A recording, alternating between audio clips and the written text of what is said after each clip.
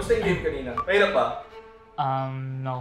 Konti. Paano yung practice nyo para doon sa game kanina? Practice kami sa ano namin, kung paano kami, yung aim namin. Tingin nyo ba mahihirapan kayo next week? Tingin mo, Mark. Tinitignan ko pa. I think for me, sarili lang namin yung pinaka-mahirap na kalaban. Good answer. What was the most challenging part about your game? Yung paghintay sa kalaban. Kasi hindi sila dumating eh. Hindi lahat ng hinihintay dumadating. Bakit? Nice way. Favorite na kalaban kanina? Kanina? Isa lang na kalaban natin kanina eh. Wala nga eh. Were you planning to throw? Of course not. Natakot siguro sila. Message ko sa inyo guys. Yung pinakita namin sa group stage, 50% pa lang yan. Ay, oo. Ready? Makakatigom na kayo ng 70%. Yung mga calling ko sa group stage parang for playoffs yung iba. Ilang percent yung call mo? 40 boy, 40. 4 taas yun ha? Taas na yun. Ano, coach? Medyo nahirapan kami kasi nag-forfeit sila.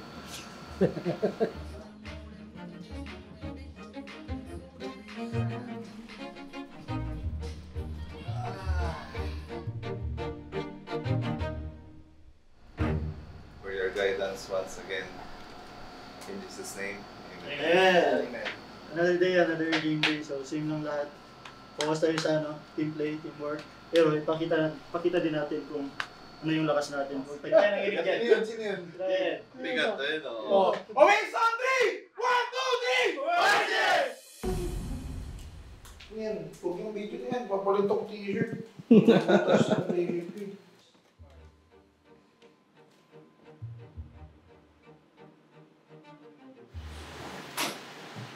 morning.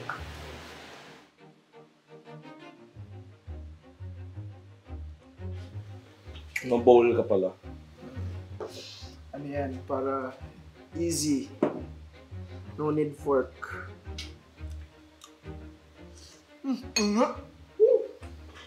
Parang PBB, bahay ni Kuya. Ito yung technique para lumakas.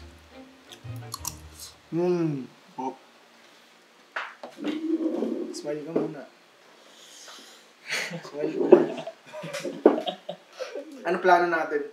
Feeling ko basado na yung sunset eh. Wala, tayo nga ban. Ban na lang. Abis tayo, abis. Tutukan na lang, no? It's time to warm up. Ano ito, Mark? Kaya daw job. Sabi. Ito ang energy drink ko. Pag hindi yan, ano? Ha? Pag hindi yan, ano? Pag hindi ito, water. Week number 6 dito sa VCTPH kung saan malalaman naman natin kung both Oasis Gaming and Naos sila na ba yung pupunta agad sa ating first round ng playoff. Tamang tambayan pero yun Patrick Watson taking a step extra para mas maganda yung swing niya. May 101 HP dito natin si Marky. But 78k with the cover, bigla na lang. Meron pa palang isa. And Oasis Gaming with a strong one. And 4v2 na to. Wala ka na Astro at 8. Mukhang laban ng transportation pero it doesn't matter now. Ito na ang hit ng Oasis. They take trade. They go for clear. Dito. And Marky kahit kanan kaliwa lahat na lang tinitingnan niya. Marky good for the trade. Hindi. At Galais Muli. Pero Patrick Watson stepping up and naitasan ni Marky. He does hit the head of Patrick Watson there. 1v1 muna. Jasper! Oh yes! Mahal na mahal talaga siya. And Rumble as soon as may baril na dito ang Oasis. May talaga pilit ng card to work yung thing na yan. And with it instead of pivot towards sleeper. Sabi, okay, tama ka na. Nakakuha ka na ng dalawa. Ng mga taga-Oasis. Good cover pa nga rin kagad for that paranoia. Dapat di nila asimin to. Baka mag-audition na sila isa-isa. And picking up not just it, because it's Astro. Here talking about it. Sabi na, Marky, ka na bahala mag-aantay. Pero he's still gonna make that shot. And it's a big clutch. Astro, bakit kayo nag-audition isa-isa?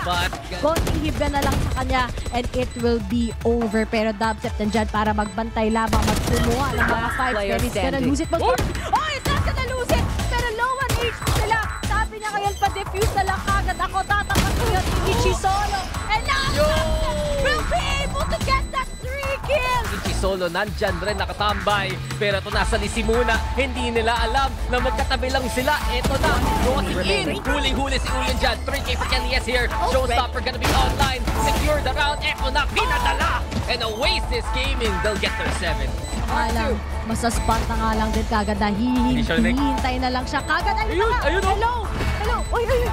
Tama to. Ang talino ni Witz at hindi niya alam na silimutan niya. Pero may prowler na na malapitan. Ayun na kasi Ichi Solo! And Witz, syempre, ang kaibigan niya ay kadiliman. Ayan na nga, naka-double digits na dito ang Oasis Gaming. 11 to 10 after that clutch. Ay, play into 3. The thing is, Astro, makuha siyang isang pitas. Pwede siya umamit ng From the Shadows para makuha yung spike na yan safely. Si Dubstep talaga ang alanganin dito. Pero Dubstep, nakita niya ang dalawa! Dalawa nakapila at ayun pa nga si Ichi Solo ang makakuha ng sa kanya. All up to winning now. Here comes the lockdown. Ayan na nga ang lose-up dito ng Karting World. And with ano pa ang gagawin mo? Wala na. Karting World, they will take their map pick dito sa overtime. 14 to 12, pinakabalang talaga ang lahat. So, ay. Next ba yun? Good warm up. Good warm up. It's... Kasi nangyayari kanina, doon pa rin sila nagtatrap-trap pa rin sila.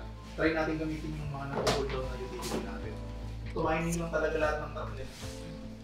Pero hindi na mangyayari mamaya ito pag ano, yung first sequence nyo, mag-detection tayo. Parang tayo din sila sa depth. Pag saan yung kung tumake sila, rotate naman sila mabilis sa kapila. Sa depth na lang. Mabilis sila mag-rotate. Nagawa nila tayong kuha na isang map. So this time, bigyan natin respect sa kanila. Ano lang, gamit tayo mga info users natin. Pag binigay nila yung space, take natin yung space. Sa more exact lang sila.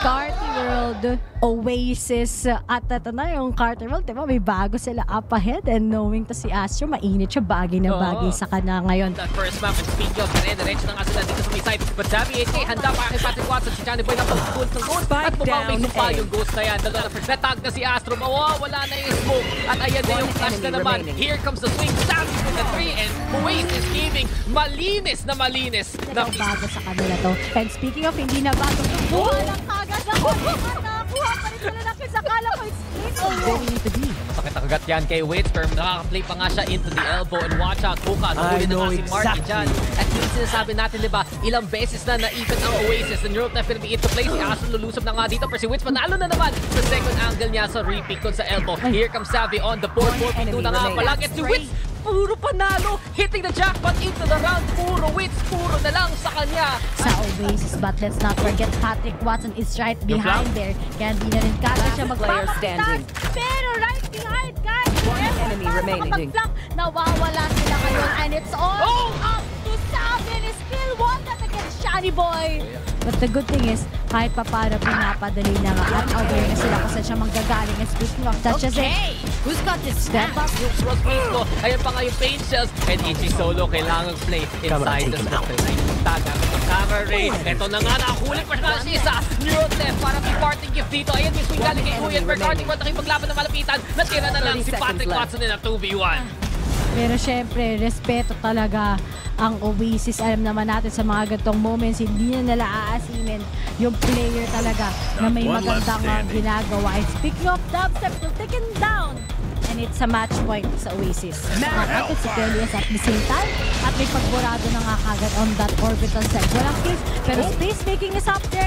At Ichi Solo is gonna be out. Libre yun para kay Kelly S. Dahil may Orbital Strike. Walang makakaswing from heaven. And Oasis Gaming, kita natin, mas safe yung place, mas matalino mga calls. And konti-konti nilang dismantle dito ang Karting World. 5v4 nga ang palag. Si Savvy 8K, yung rotate, gusto mo kisama, pupunta na lang dun sa may short. And yung batayan lang natin yung last mismo. Uyan daw, finding Marky there. Ayan nga yung blast pack para makaback away yung Oasis dyan mismo. Pinipilit niya i-push out ang Oasis. Pero na nga si Witz. Another trade. Kelly S on the board. Pick up Dubstep now with the pick. At yung showstopper pa ang taga-tapos ng lahat. 13 to 10. Oasis will take bind. At mukhang mag-map 3 pa nga tayo dito. One more. One more. Similar lang din yan yung Kevs, kung ano yung pinasok siya. Nandun. Lahat ng sinulat ko dun sa Sunset, nagre-reflect din dun sa dalawang first 2 maps. So, gumagamit sila ng flash dahil textures. Ang mali lang natin kanina sa bahay, ilang burst nag-sky flash sa E. Hindi natin naka-call out. Bigay niya yung info kay Kel, kasi malaking bagay yun eh. Sa ano lang kanina kasi, nag-transition na sila eh. Problema natin, nag-iingay tayo sa contact natin eh. Nakita na tayo ng camera. Kanina yung last round, nag-flash na si Omen. Ang dami nilang ginawa eh. Dapat yun, nakapatay na tayo siya eh. Lahat doon, nag-cancel na tayo. Pivot na tayo sa kabilang side. Lahat naman ng mga pasok sa players, harap natin na hindi sila basta-basta. Although lamang tayo, respect talaga sa kanila. And speaking of, nakapag ano pa naman sila, push na sila kagad dito lamang sa Link LS together right now. Hinintay na nga sila kagad, but mapupupots pa nga sila kagad dito. Pero syempre, the trade is up there for Oasis and we can really see that each solo together with Chani Boy, alam na nila kung saan sila magkagaling. Kaya ngayon, dinidistract na lang sila kagad na mga miyembro ng Oasis. Dubstep will be able to get the kill, he gets the second. Dito, Cartwell, Patrick Watson and Sen. Siya pa ang mga opening. Big pick, a stabby, utility is gone. Ito na nga si Patrick Watson, nakapangalawa na nga. At mukhang tinuturbo na lang ni Patrick Watson ang lahat. Dire-diretso na nga siya. Patrick Watson going ham! And with the 3K, ito na ang habol ng Cartwell. Dire-diretso lang. Sundan si Patrick Watson. Si Dubstep pa. Perhaps ang first one ngayon. Comes in.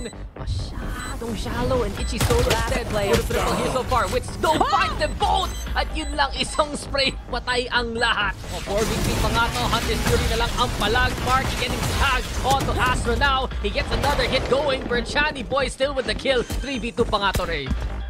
Pero kailangan na lang sana nila madalipat. Tinapon na nga kagad yung Paranoia. Nagkapag sila may excited. Pero kagat na! Nandiyan na din kagad si Dubstep to make up cover din sa kanyang team. Honestly, I'm not 100% sure. Pero baka na-suppress nga yun ni Wits eh. Here we go with Wits. So on the board, finding control si Dubstep na nga ang hanap nila. At si Oasis gaming na naman all over the A side. Pero sino na napito? You're so road! You're so road! Kaya, flawless. There's the scan Marky mo pulling Asha and Kuya and Astro instead with the picks card work. Lumalaban na malapitan. And with now they have the man advantage. Dubstep though finding Astro 2 mga palag. Here comes Patrick Watson. Huli ni Dubstep ang lahat! Makaka-pick up din kagad siya. That's going to be Itchy solo. Yeah, Savvy from mid becomes a problem. Ito na kagad yung fast lane naman. The stun is there. The flash is there to Patrick Watson. So he slides into Wits. At yun yung problema. Dire-diretso mo lang kahit i-spray down patay ka nga dyan. In a Oasis gaming dito lang. Naka-anchor sa side. Sapat na yan. Well, magiging mas open nga yung plan doon na lang sa sulok. Sa time. Or sa kaliwa. Kelly S. Marky. That's good. Oasis gaming. Find the 2. And 5v2 na nga magiging palag dito mismo. Chani Boy wins the fight. But with the Kelly S. nades, it should be enough. Oasis gaming. Sila na naman ang nasa match point. Ang pangarap ng Oasis literal na 1 HP and a dream for Wits now. Guys, pag na-catch na ni Wits, ano ba? Ano bang maganda? 1 HP! 10 seconds left. Yun na! Ay, hindi tumama! Hindi na naman tumama! Ayun na! Wala pa rin!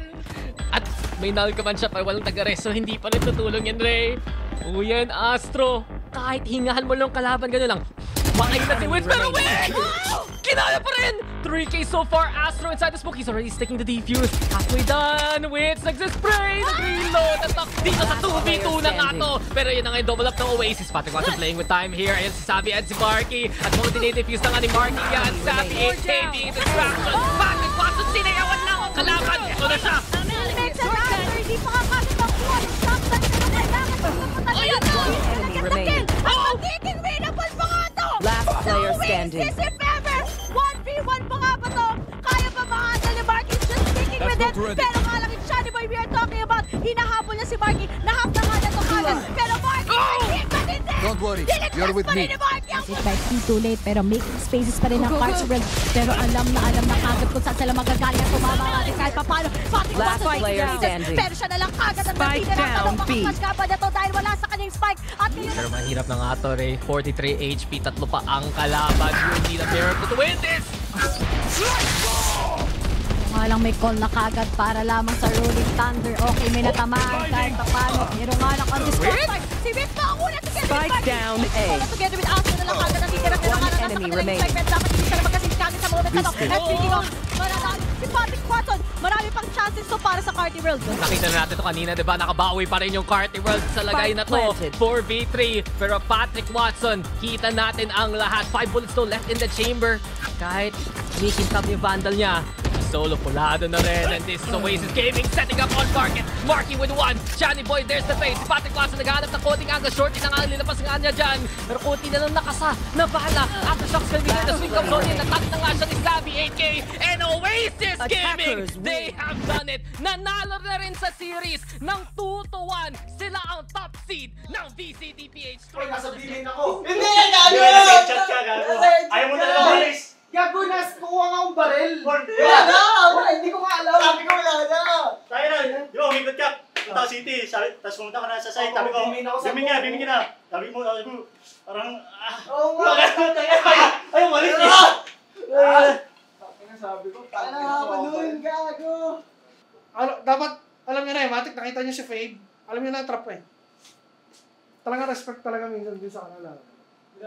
Punta na lang, kinikilig ka kay Kiel Sabi ko, please po. Hindi ka alam kasi natakbo siya Narikon siya tumatakbo siya, hindi niya alam.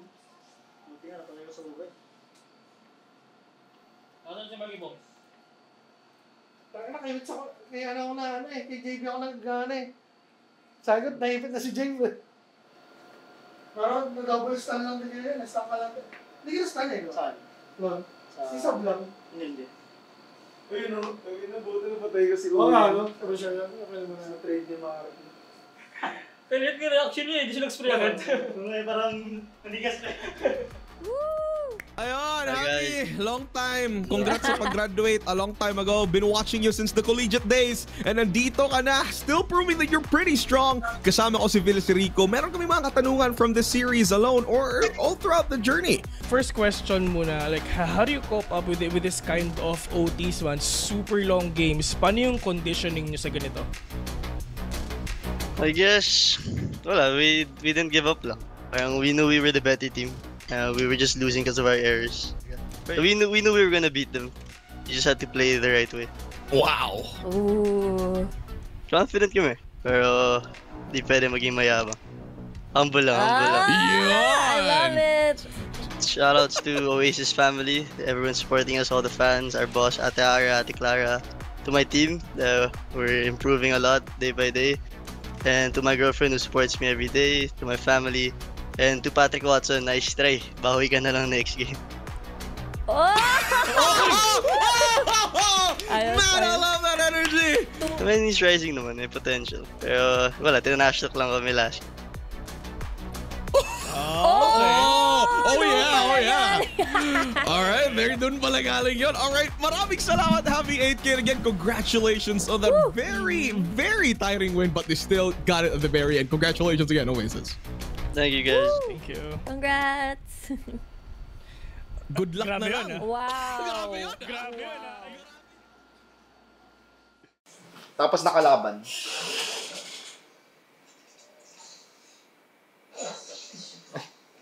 Gusto ko nag-uula ng tres. Baba! Ako! Smash Brothers. Tumingin kay Henry mo!